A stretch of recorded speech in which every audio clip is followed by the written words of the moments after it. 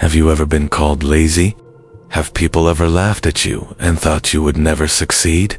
What if I told you that sometimes laziness is not weakness? Sometimes it hides intelligence. Today's story is about a boy everyone called lazy, a boy no one believed in, but when life pushed him to the edge, his mind became his greatest weapon. By the end of this story, you'll learn how smart thinking can beat hard work, why people underestimate quiet minds, and how one decision can change your entire life. So stay with me till the end, because this story might change how you see yourself. Once upon a time, in a small village, there lived a young boy named Ryan. Ryan lived with his parents in a small house on the edge of the town. The village was peaceful, but life was not easy. Ryan was known for only one thing: he was lazy. Every day, Ryan went to the fields with his father. Their job was to protect the rice crops from birds. Most people chased birds by running, shouting, or throwing stones, but not Ryan. Ryan hated moving too much, so one day, he used his brain instead of his body. He placed wooden poles around the field and tied ropes between them. Whenever he pulled a rope, the birds flew away.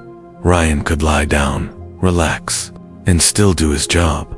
The work got done, but the village laughed. "Look at that lazy boy," they said. "He always finds a way to avoid hard work." Ryan's father was worried. He often thought, if I get sick, how will Ryan manage everything alone? But Ryan always finished his work, so his father never shouted at him. One summer, the village faced a long dry season. The sun burned the land, the water dried up, and then something bad happened. Ryan's father became very sick. He could no longer work. Now everything depended on Ryan. At first, Ryan tried, but he was not used to hard labor. Day by day, the crops suffered. The land needed water. The plants began to die. Ryan worked alone, but it was not enough. One night, Ryan sat outside under the stars. His heart felt heavy. For the first time in his life, he felt useless. He whispered to himself, "Why didn't I try harder before? Why did I always choose the easy way?" Tears filled his eyes. "My family is depending on me, and I am failing them." The next morning, Ryan heard loud voices in the village. People were gathering. A soldier had arrived with an announcement from the king. "There will be a great competition at the king's palace," the soldier shouted. "The winner will receive a chest full of gold." Ryan's heart began to beat faster. "This gold could save my family," he thought, without thinking twice. Ryan stepped forward and said, "I will join the competition." The villagers burst into laughter. "This lazy boy, he can't even work in his own field. How will he compete with strong men?" Ryan didn't answer. For once, he didn't care what people thought. He had 3 days to reach the palace. Ryan packed his bag and left early.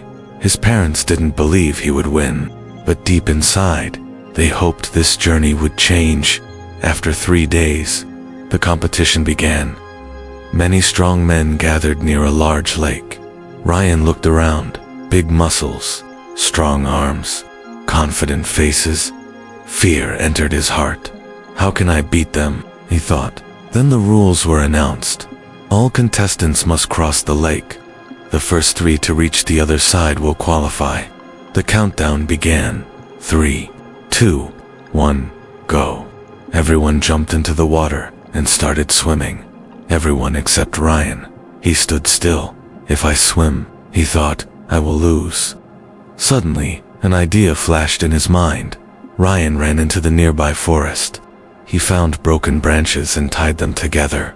He made a small raft and used a piece of wood as a paddle. "This is not a swimming race," he whispered. "It's a race to cross the lake." As the strong man grew tired, Ryan paddled calmly, slowly, steadily. One by one he passed them. Ryan finished third. The crowd was shocked. The lazy boy had won with his. The next day, the final competition began. Each contestant was given a huge wooden block. The task was simple. Push the block 1 kilometer to the finish line. Behind them were many tools, but they could choose only one. The first man grabbed a rope and pulled with all his strength. The second used a long stick as a lever. Ryan stood still. I cannot win with muscles, he thought. I must think. After a long moment, Ryan picked up a small knife. The crowd laughed. A knife? What will that do? Ryan ignored them. Instead of pushing the block, he started carving it. He worked carefully, patiently. After 1 hour, the block became round, like a ball. Now, instead of pushing, Ryan rolled it. While others struggled and sweated, Ryan moved forward easily. With one final push, Ryan crossed the finish line first. The crowd exploded with cheers. The lazy boy had won. Ryan returned home with the chest of gold.